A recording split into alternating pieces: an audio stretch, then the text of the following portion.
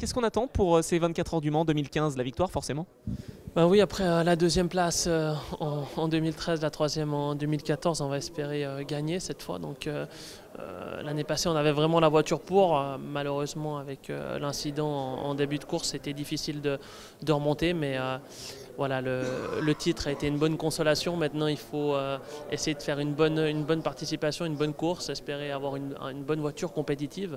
Mais je suis sûr que si la voiture est compétitive, on pourra se battre aux avant-postes. Alors on a également un changement de line-up, puisque vous étiez simplement deux pour la fin de saison, après le départ de Nicolas Lapierre. Vous retrouvez Kazuki Nakajima, qui a réussi la pole position l'année dernière. C'est un bel atout, non? Bien entendu, c'est sûr que Kazuki il fait partie du team maintenant depuis le début.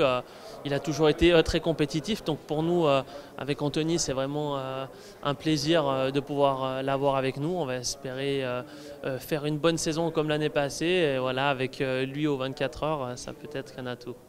Comment on se prépare pour une course de 24 heures, une course si longue finalement, comparaison des courses de 6 heures du WEC?